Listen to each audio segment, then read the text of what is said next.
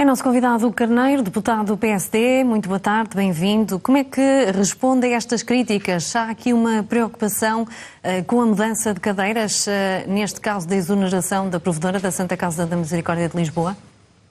Antes de mais, muito boa tarde, obrigado pelo convite e a quem nos está a ver em casa. De facto, aquilo que nós estamos a assistir, e atento às explicações que o Governo deu no comunicado que emitiu, é que a atual mesa, e nomeadamente a senhora provedora, foi incapaz de dar resposta às graves dificuldades que a Santa Casa vem atravessando desde há algum tempo a esta parte, ainda com o provedor inclusivamente anterior, quando se aventuraram em negócios no Brasil e noutros sítios que levaram a perdas que devem rondar, segundo os dados que têm vindo a público, 50 milhões de euros, e desde que a atual provedora entrou em funções em maio do ano passado, nós já, portanto, somos confrontados com aquilo que o Governo agora nos explica. Não foi apresentado um plano de reestruturação, nem um plano estratégico para dar resposta a essas dificuldades que a Santa Casa vinha vivenciando, inclusivamente ao ponto de ter existido uma ruptura iminente da tesouraria da Santa Casa. Ora, a Santa Casa tem um papel muito importante, como é sabido por todos os portugueses,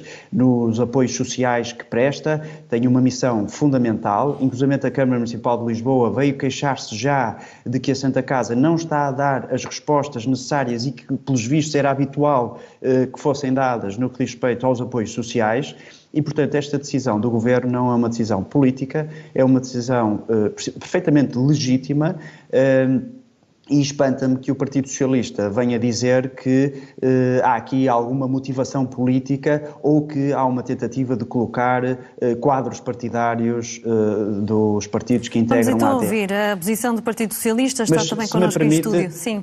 Se me permite, só para concluir, é que se o Partido Socialista quiser seguir esse caminho, eu iria recordar Mário Centeno no Banco de Portugal, iria recordar Elisa Ferreira na Comissão Europeia, iria recordar Francisco Assis no Conselho Económico e Social e muitos outros exemplos. Ora, nós achamos que essa não é a atitude correta, porque não são essas as motivações que levam a esta decisão e, portanto, achamos que isto deve ser tratado com responsabilidade e a Sra. Ministra, inclusivamente, já estará certamente disponível para ir ao Parlamento prestar todos os esclarecimentos que os partidos quiserem e aprofundar o caso, se necessário for.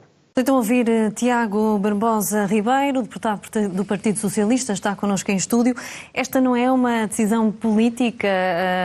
O Governo está preocupado com a má gestão da Santa Casa da Misericórdia de Lisboa? Bom, muito boa tarde ao Carneiro e a todos os telespectadores.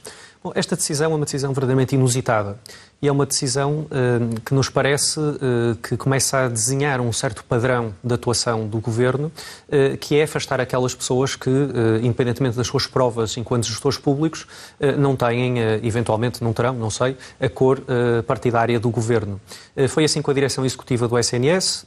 Se demitiu. Dir-me-ão que a direção se demitiu, mas foi empurrada, todos nós percebemos que a direção foi empurrada e infelizmente perdemos uma grande equipa de gestão do SNS. Foi assim agora na Santa Casa da Misericórdia, eventualmente será assim no Instituto da Segurança Social, com esta inventona a propósito das tabelas de retenção, que foi hoje tema por parte do PSD, e portanto o que nós estamos a ver é o Governo a criar uma sucessão de casos para justificar um conjunto de missões. Mas aqui é um facto que há uma real crise financeira na Santa Casa. O que se passa na Santa Casa da Misericórdia é uma crise financeira de há alguns anos, não especificamente do atualmente. Reconheço o esforço que o Carneiro fez relativamente às nomeações. Eu posso lembrar mais uma, que foi, por exemplo, Pedro Santana Lopes, que foi nomeado provedor da Santa Casa da Misericórdia de Lisboa pelo Governo do Partido Socialista em 2016 e lá se manteve até 2019. Creio que é insuspeito de simpatias partidárias pelo Partido Socialista. E, portanto, o que nós temos na Santa Casa da Misericórdia de Lisboa é uma situação de dificuldades financeiras e dificuldades de gestão que não tem nada a ver com a atual provedora. Aliás, várias dessas dimensões já foram escalpelizadas em audições na Assembleia da República, nas quais participou naturalmente o PSD, nomeadamente pela doutora Ana Jorge. A doutora Ana Jorge está lá sensivelmente 11 meses. Os factos que subjazem às críticas que são feitas são anteriores à sua gestão. Aliás, foi ordenada pela anterior tutela, pelo Governo do Partido Socialista, uma auditoria forense às contas da Santa Casa da Misericórdia, que aliás foi remetido para o Ministério Público, nomeadamente 2021-2022, a avaliação dos negócios que foram feitos, nomeadamente no Brasil e no Peru, e portanto eu acho extraordinário que o Governo diga duas coisas que são absolutamente contraditórias entre si. É que não tem qualquer informação, porque deu 2 semanas, imagine-se, à provedora para apresentar um plano integral de reestruturação e não tendo nenhuma informação diz que está tudo mal. Portanto, é aqui algo que não estava a certo. O Carneiro, num ano, Ana Jorge tinha tempo de resolver o problema que herdou e em 15 dias também tinha tempo de apresentar um plano de reestruturação? Vamos ver. Portanto, a senhora provedora cessante estava em funções desde maio do ano passado. É óbvio que não é agora que ela vai desenhar, ou a mesa iria desenhar um plano de reestruturação. Ele já Mas esse plano foi desenhado pelo Governo. Já tinha que ter sido desenhado antes. Ora, o comunicado do Governo é muito claro a dizer que não foi apresentado um plano estratégico de reestruturação. Significa que alguma coisa falhou nestes 11 meses. Mas está em curso, porque é que a senhora provedora não o apresentou? Quando já até foi apresentado, esse debate foi feito na Assembleia da República em setembro do ano passado. Não teria tempo para concluir em 15 dias, o Carneiro. Isso é óbvio. Eu remeto-me para aquilo que está no comunicado do Governo, que diz que não foi apresentado um plano estratégico de reestruturação. Em 15 dias. E mais, em 15 dias não, quer dizer, se eles estão em funções há 11 meses, não é em 15 dias que o vão fazer. Não, estamos a falar de coisas diferentes. Há muito tempo. Não estamos a falar de coisas diferentes, estamos a falar exatamente... O plano de saneamento financeiro da instituição, o plano de rescisões, o programa de... Não queria dar a interromper, só para esclarecer o seguinte, com toda...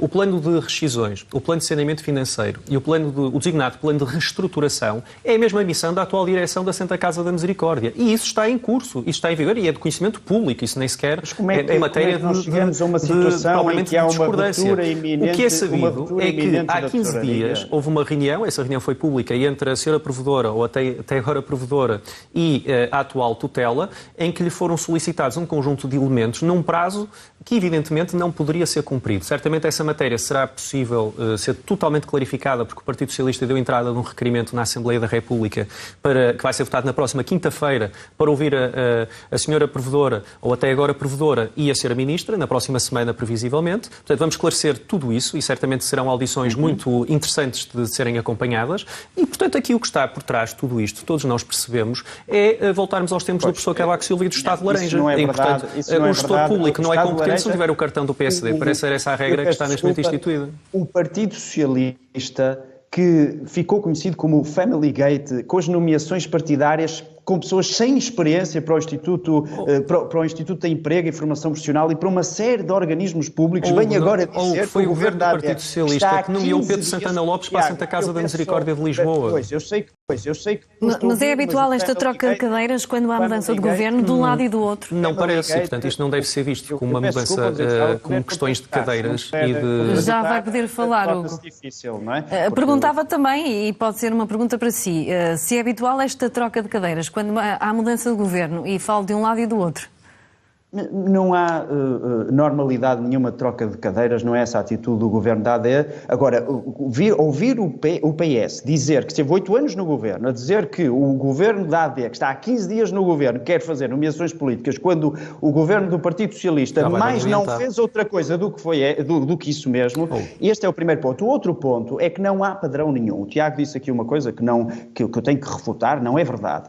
A direção executiva do SNS demitiu-se por decisão própria, não foi demitida por ninguém. É normal que quando o governo chegue ao poder, peça informações. A direção executiva não quis dar essas informações ou entendeu que, ainda que as desse, porque até se esforçaram para entregar um conjunto de informações, acharam que deviam saíram pelo seu próprio pé. Não vejo nenhuma atitude. Relativamente à história das pensões, o governo do Partido Socialista podia ter... colocado essa informação, por exemplo, sobre a necessidade de fazer acertos para baixo nas pensões, por exemplo, já em maio, no dossiê de transição do governo, isso foi em abril e depois agora vamos ter as de maio. Só que essa informação não foi passada na pasta de transição ao novo governo, essa informação não foi dada pela senhora Presidente da Segurança Social quando esteve reunida com o governo no dia 22 de abril, também não foi dada essa informação, e mais...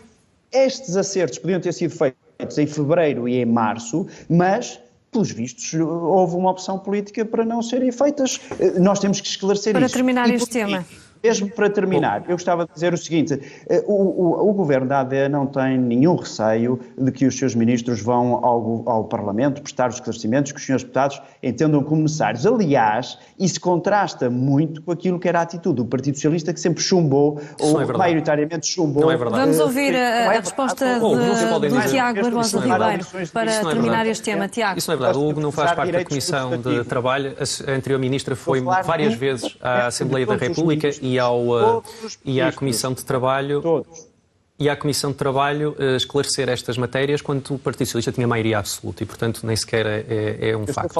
Relativamente à questão das pensões, e eu creio que é importante esclarecer o seguinte, porque nós ouvimos declarações muito graves por parte do Hugo Soares, falando de manipulação, falando de eleitoralismo, falando de utilização dos pensionistas para efeitos eleitorais. É importante que as pessoas percebam o que está em causa. O que está em causa é a tentativa do PSD tomar de assalto o Instituto da Segurança Social. E está a usar um pretexto absolutamente inaceitável que tem a ver com algo muito simples.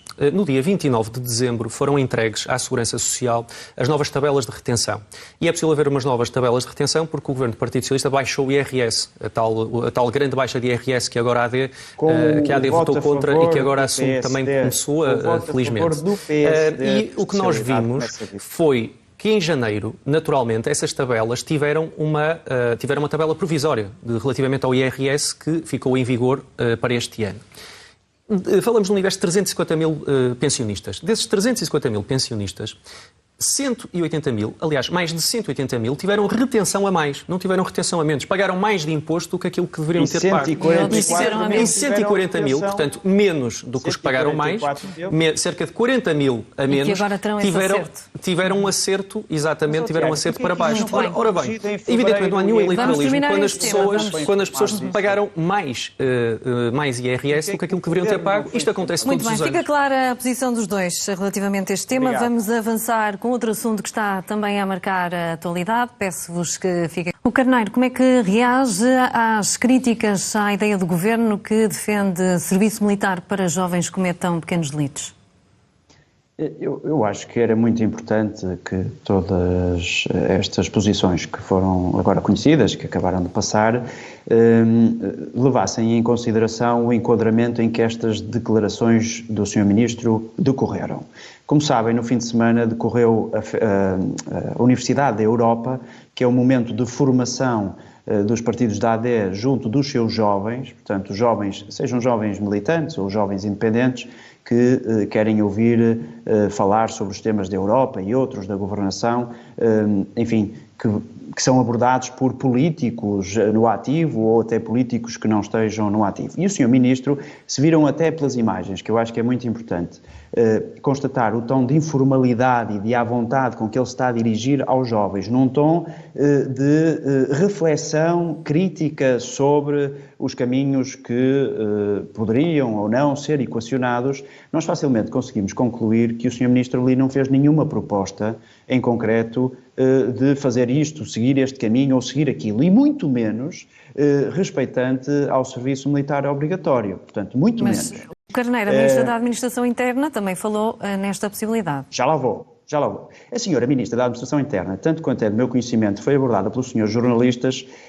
Eu não sei se teria tido conhecimento total das declarações do Ministro ou o contexto em que elas tinham sido prestadas na Universidade da Europa e naturalmente, o Governo funciona de forma coesa, isso é perfeitamente natural. Portanto, eu acho que era prudente da parte de todos que nós pudéssemos ouvir qual é a posição, se for esse o entendimento dos partidos, de eventualmente chamar o Sr. Ministro ao Parlamento, julgo que há alguns partidos que já o disseram que iriam fazer, de que o Sr. Ministro possa explicar exatamente qual é a política que o Governo pretende seguir nesta matéria no Ministério da Defesa, porque eu julgo que há aqui uma série de equívocos que foram somando e há sempre uma tentação de reagir à primeira coisa que alguém diz. Mas estaria de acordo com esta ideia, o Carneiro?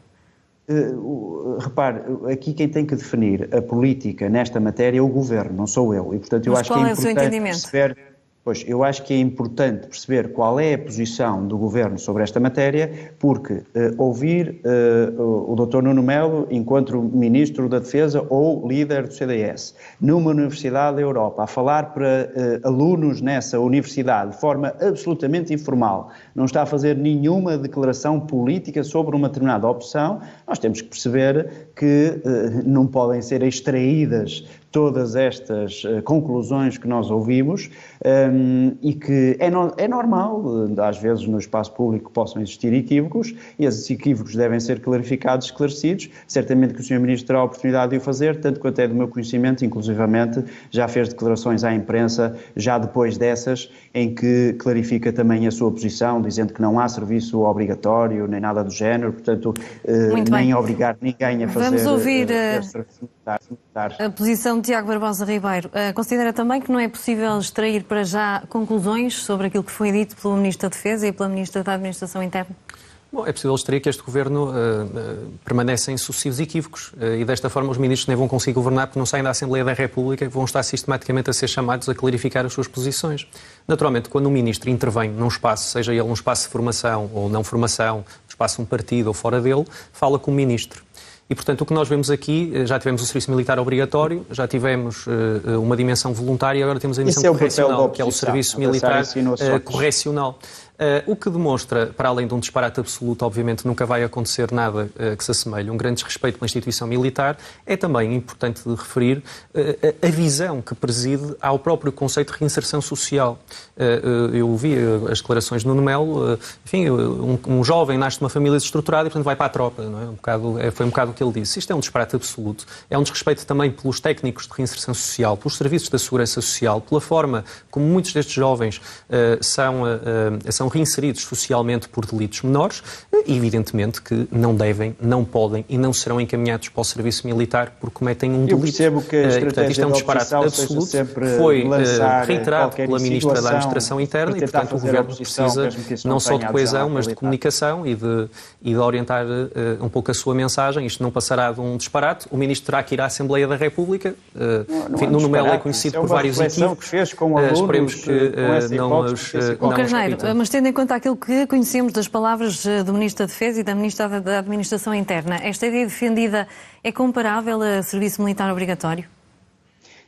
Não, o Sr. Ministro deixou muito claro que não está a falar de serviço militar obrigatório, inclusive com declarações que já fez posteriormente a isso. Agora, eu percebo o papel do Partido Socialista, com o Tiago, que aproveita qualquer brecha para tentar fazer oposição. Ora, eu acho que nós devemos discutir isto com seriedade. Mas também ouvimos aqui muitas críticas, o Carneiro.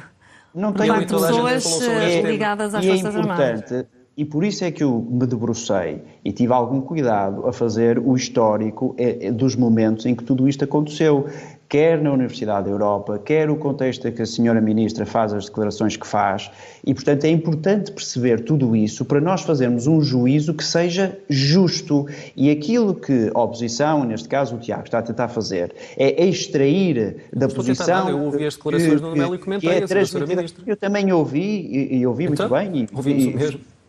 Muito bem, mas está a tentar extrair aqui a ideia de que há um disparate, quando na verdade não foi feita nenhuma proposta. Poderia o Partido Socialista achar que há um disparate ou que não há um disparate se tivesse sido feita uma proposta. Não há nenhuma proposta em cima da mesa. Mas é um facto que no setor já surgiram muitas reações, o Carneiro. Com certeza, e certamente que o Sr. Ministro terá a oportunidade, seja no Parlamento, quer junto dessas instituições, desses representantes, de esclarecer algum equívoco. Agora, deixe-me dizer também, Tiago, deixa-me dizer-te que nós não temos medo de ir ao Parlamento, nós, a AD e o Governo da AD. Porque a AD não tem maioria para impedir a ida dos ministros ao Parlamento. Portanto, é bom que não tenham medo, porque vão lá muitas vezes. O Partido Socialista, durante o tempo em que governou e desgraçou a maioria que tinha, nós tivemos que usar várias vezes requerimentos potestativos para chamar ministro ao Parlamento, porque vocês votavam contra, porque tinham medo de prestar contas no Parlamento. Ora, o Governo da AD não tem medo de prestar contas no